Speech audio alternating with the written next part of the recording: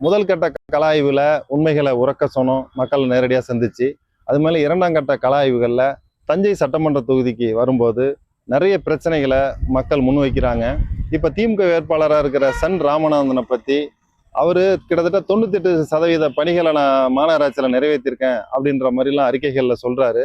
அது உண்மைத்தன்மை என்ன அப்படின்றத மக்கள்கிட்ட கேட்கும்போது மக்கள் என்ன சொல்கிறாங்க அப்படின்றத கேளுங்க. சார் வணக்கம் சார். உங்கள் பேர்? வணக்கம், என் பேர் பிரபு. என்ன ஊருங்க? நமக்கு மேல வஸ்தாதவரி கிராமம், தஞ்சை சட்டமன்ற தொகுதி. தஞ்சை சட்டமன்ற தொகுதி தான். ஓகேங்க. இப்போ இங்க உங்க தொகுதியில சிட்டிங்ல இருக்கிற திமுக அரசு எந்த அளவுக்கு நலத்திட்டங்கள் செஞ்சிருக்காங்க?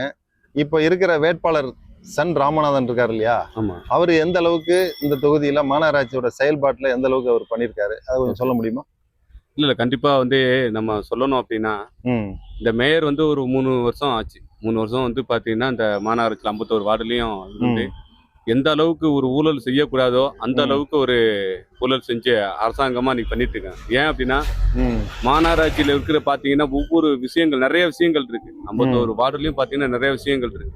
அந்த 51 வார்டுலயும் பாத்தீங்கன்னா பாதாள சாக்கடை முதன்மையானது. ஏன்னா ரொம்ப மழை காலங்கள்ல மற்றபடி ஒரு இயற்கை சீற்றங்கள்ல பாத்தீங்கன்னா மாநகராட்சி மேயர் அவ்வளோ ஒரு இம்பார்ட்டமான ஒரு விஷயம். ஏன்னா உங்களுக்கு பாத்தீங்கன்னா நேரடியா ஒரு கலெக்டருக்கு கீழே செய்யப்படக்கூடிய ஆணையரை விட ஒரு மேன்மையா இருக்கிற ஒரு ஆணையர் மாநகராட்சி மேயர் சிறப்பா செயல்பட்டாதான் அந்த தஞ்சை மாநகராட்சி சிறப்பா இருக்கும். அதுக்கு நேரு எதிர்மறையா உள்ளவர் இவர்.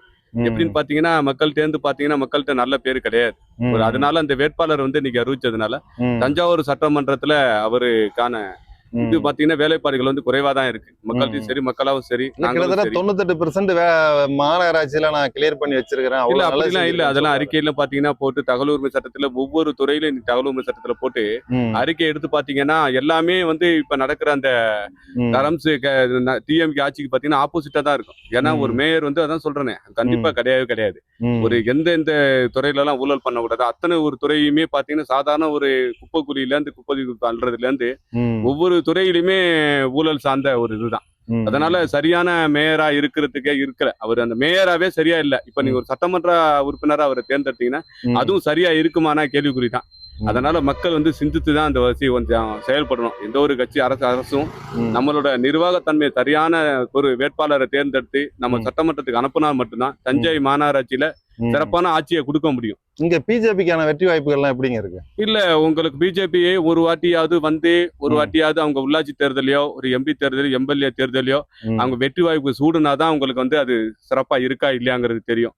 ஏன்னா மற்ற இந்தியாவில பாத்தீங்கன்னா பிரதமரோட செயல்பாடுங்கிறது இன்னைக்கு நல்ல ஒரு அபிப்பிராயமா தான் இருக்கு.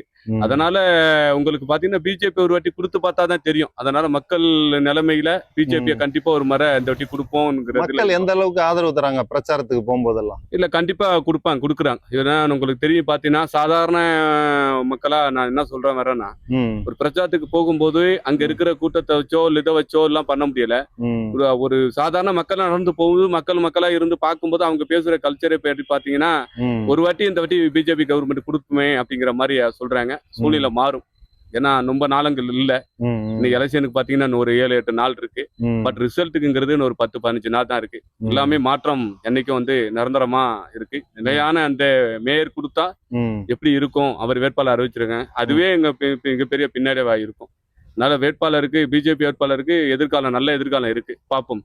ஓகே, நன்றி சார். வணக்கம் சார். சார் உங்க பேரு? வணக்கம் சார், என் பேர் ராஜப்பா. என்ன ஊருங்க? தஞ்சாவூரே தான். ஓகேங்க. இங்க தஞ்சை சட்டமன்ற தொகுதியில திமுக சார்பா சன் ராமநாதன் போட்டிட்டாரு. ஆல்ரெடி இவர் மேயரா இருந்திருக்கிறாரு. மேயரா இருக்கும்போது அவர் செய்த சாதனைகள், சோதனைகள் கொஞ்சம் சொல்ல முடியுமா? சாதனைகள்னு ஒண்ணுமே இல்லை சார் எனக்கு தெரிஞ்ச அளவுக்கு. சோதனைகள் தான் தஞ்சாவூர்ல அதிகம். அப்படிங்களா? என்னென்ன பண்ணிருக்காரு சோதனைகள்ல? உங்களுக்கு தெரிஞ்சிருக்கும், முன்னாடி மாநகராட்சி கமிஷனரா நம்ம சரவணன் இருந்தாரு. அவர் இருக்கும்போது குப்பைகளை தரம் பிரிக்கிறதா சொல்லி ஒரு 400 கோடி ஊழல்ல அவரை சஸ்பெண்ட் பண்ணியே வச்சிருக்கிறாங்க. இது ஆதாரபூர்வமான செய்தி, எல்லா டிவிக்குமே தெரியும். அது ஆரம்பிச்சது. அடுத்தது கலைஞர் அறிவு நம்ம புது பஸ் ஸ்டாண்டுக்கு பின்னாடி அது ஒரு மீட்டிங் ஹாலா இருந்தது. அதை சரி பண்ணி இப்ப ஒரு தியேட்டர் ஆக்கி அவரு லீஸ்க்கு விட்டுட்டாரு.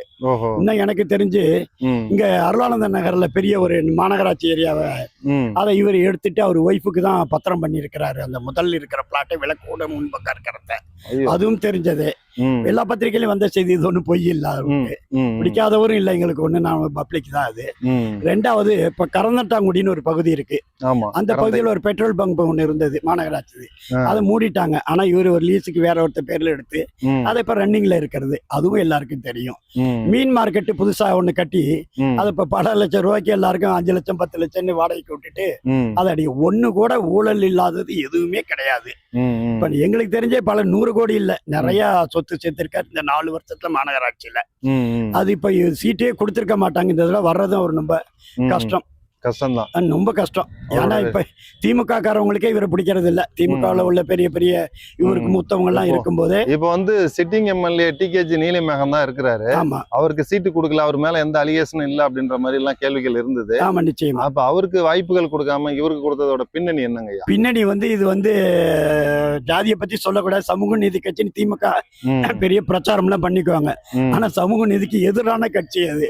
ம், காரணம் இங்க ம், ஒரு மெஜாரிட்டியான பீப்புள் தான் இங்க இருக்கிறாங்க. ம், அந்த ஜாதியை சேர்ந்தவங்க தான் இங்க மாவட்ட செயலர் திமுகவில் ம், எல்லா பொறுப்புலையும் இருக்கிறாங்க. ம், முன்னாடி அது பழமையான ஆளுங்கள் எல்லாரும், அது ஓ. கட்சிக்காக தியாகம் பண்ணவங்களே ம், திமுகவிலே கூட பழமையான ஆள் நிறைய இருந்திருக்காங்க. ம், இருந்தும் அவங்களுக்கு எல்லாம் கொடுக்கல. ம், காரணம் என்னன்னா இது அந்த மேலிடம் இன்னும் ஓப்பனா சொல்லணும்னா கருணாநிதிக்கு ம், அவங்க குறிப்பிட்ட ஜாதியை சேர்ந்தவங்களுக்கு மட்டும் ம், இந்த பையனுக்கு கொடுத்துருக்காங்க. ம், இவர் முழு அடிமை மாரி மாநகராட்சியில தெரியும் உங்களுக்கு. ம், மேயரோட அந்த அங்கியை அழிஞ்சுக்கிட்டு ம், நம்ம ஸ்டாலின் போய் சின்ன பையன் ம், அவரோட காலில் நடு ரோட்ல கார் ஓட்டி இறங்கினோன்னே ம். அது பெரிய எங்க தஞ்சை மக்களுக்கு பெரிய ஒரு ஆமா, ஒரு அவமானம், அவமானம் அப்படின்னு ஒரு கேள்விப்பட்டேன். மிகப்பெரிய அவமானம் இது எங்களுக்கு. ம், ம். இப்படி அவரை பத்தி குறைகள் தான் சொல்ற அளவுக்கு இருக்கவே ஒரு நிறைகள் எதுவுமே இல்லை. இவர் வந்து இவரோட அண்ணன் வந்து கிச்சன் கேபினெட்ல அங்க இருக்கிறதுனாலதான் அவருக்கு இது கிடைச்சதாவும், ஆ. குறிப்பிட்ட அவரோட ஜாதிங்கிறதுக்காக இந்த சமூக நீதி பேசி வாய்க்கிலேயே பேசுற கட்சி ம், அவங்க ஜாதிக்காக மட்டும்தான் கொடுத்திருக்க ஒழிய ம், அதனால நிச்சயம் ஜெயிக்கிறது வாய்ப்பே இல்லை. அதுக்கு ம், பிஜேபி தான் பெரிய ஆதரவுன்னு இல்ல, ம். திமுகவிலே அவர் கவுக்கிறதுக்கு பெரிய ஆளுங்க எல்லாம் ரெடியா இருக்காங்க. உள்கட்சி பூசலே நிறைய உள்கட்சி இருக்குது. பூசல் சமாளிக்கிறது அவங்களால முடியாது. அதுவும் அவங்க சமூக நீதி பேச ஜாதியை வச்சே ம், ம், இவர் ஒரு குறிப்பிட்ட ஜாதி அதனால போய் வாங்கி விட்டாருன்னு சொல்லிட்டு மெஜாரிட்டியான திமுக உள்ள ஜாதிக்காரங்க எல்லாம் வர ம், எப்படியாவது கவுக்கத்துல இருக்கிறாங்க. இருக்குது. அதனால பிஜேபி இந்த தடவை பெருசா இல்லைனாலும் நிச்சயமா ம், ஜெயிக்கிறதுக்கான வாய்ப்பு தஞ்சாவூர்ல ம். நிறைய இருக்கிறது. நிறைய இருக்கு. ம். பிஜேபி வேட்பாளர் கருப்பு முருகானந்தத்தை பத்தி நிறைய விஷயங்கள் சொன்னாங்க. ம். அவரோட வெற்றி வாய்ப்புகள்லாம் இங்க எப்படி இருக்கு? ரொம்ப நல்லா இருக்கு சார். நிறைய அது பொய்யான பிரச்சாரம், அவரை பத்தி தவறா பிரச்சாரம் பண்றாங்க. ம், அவர் மேல பெரிய கேஸ்னாக்க எல்லாம் பாத்தீங்கன்னா ம், நம்ம அதிராம்பட்டினம் பக்கம்லாம் முஸ்லீம்கள் இருக்கிறாங்க, ம், விநாயக ஊர்வலம் அதெல்லாம் போக விடாம பண்ணிக்கிட்டு இருந்தாங்க. ம், அதை எதிர்த்து இவர் இந்துக்களுக்கு சாதகமாகவும் ஒரு இந்துக்களுக்கு சாதகமானு சொல்ல முடியாது, ம், இந்துக்களுக்கு நடந்துக்கிற அநீதியை எதிர்த்து இஸ்லாமியர்களால ம், அவர் அதிராம்பட்டினத்துல அதெல்லாம் செஞ்சாரு. ம், அதனாலதான் அவர் மேல பல கேஸ் இருக்கும் ஒழிய ம், 10 கேஸ் 20 கேஸ் அவர் ஏதாவது பெரிய ரவுடிசம் பண்ணாரு ம். இல்ல தப்பா நடந்துக்கிட்டாரு, ஊழல் எதுவுமே இதுலயே இல்லையே, பதவியில இல்லையே, அவர் ஊழலுக்கு வழக்கே இல்லை. கண்டிப்பா. அவரே அவர் நிறைய நல்லது செஞ்சிருக்காருங்க. ம், ம், ரயில்வேல பாத்தீங்கன்னா எல்லா ரயில்வேலையும் ம், எந்தெந்த ட்ரெயின் இங்க தஞ்சாவூர்ல இல்லாத ஸ்டாப்பு ம், எல்லாத்துக்கும் இவர் நேரடியா ரயில்வே மந்திரி எல்லாம் தொடர்பு கொள்ளுவாரு. ம். தொடர்பு கொண்டு அது மாதிரி நிறைய திட்டங்களை நல்லா மத்திய அரசோட திட்டங்கள்லாம் இந்த தொகுதியில எந்த அளவுக்கு ரீச் ஆயிருக்குங்க? சார் நீங்க உங்களுக்கே தெரிஞ்சிருக்கும். ம், உங்களுக்கு பாத்தீங்கன்னா தஞ்சாவூர் மாவட்டத்துல வேற எந்த தொகுதிக்கே விட ம், தஞ்சாவூர் ஸ்மார்ட் சிட்டிக்கு பல ஆயிரம் கோடிக்கு மேல ஒதுக்குனாங்க. ம், ஒதுக்கி இன்னைக்கு பாத்தீங்கன்னா புது பஸ் ஸ்டாண்டா இருக்கலாம், மீன் மார்க்கெட்டா இருக்கலாம், ம், இந்த கோவிலை சுத்தி உள்ள சிவகங்கை பூங்காவா இருக்கலாம். ம், இன்னும் சொல்ல போனா நிறைய இப்போ ஒரு ஹாஸ்பிட்டல் பெரிய ஆஸ்பத்திரி இருக்கு, அதுக்குள்ள போய் கேட்டீங்கன்னா மோடி பில்டிங்னே சொல்லுவாங்க. ஆமா, தஞ்சை மெடிக்கல் காலேஜ் மெடிக்கல் காலேஜ்ல இல்ல, பெரிய ஆஸ்பத்திரி இங்கே பெரிய ஆஸ்பத்திரியில இருக்குங்க. அதுலயே மோடி பில்டிங்னா எல்லாருக்கும் தெரியும் அந்த இடத்துக்குள்ள மோடி பில்டிங் இருக்கு அப்படின்ட்டு. Okay, okay. அப்படி இருக்கிறது. ரெண்டாவது இன்னும் சொல்ல போனீங்கன்னா ரயில்வே ஸ்டேஷனுக்கு ம், அதுக்கு 94,000 கோடி 94 கோடி ஆமா, ரயில புதுப்பிச்சிருக்காங்க. அமரிபாரத்துல புதுப்பிச்சு அமரிபாரத்துல நல்லா செஞ்சிருக்காங்க. ம், அது மாதிரி மக்கள் எல்லாம் நல்ல விழிப்புணர்வோட இருக்கிறாங்க. ம், அவங்க ஜெயிச்சாக்க பணம் கொடுத்து ஜெயிக்கலாங்கிற தைரியத்துல இருக்கிறாங்க. ம், மக்கள் முன்னாடி மாரி ஒன்றும் ஏமாற்றமா இல்ல.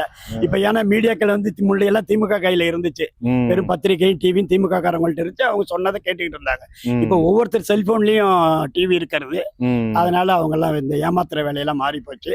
ம். நிச்சயமா பிஜேபி தஞ்சாவூரை கைப்பற்றுங்கிறதுல எந்த இதுவும் இல்லை.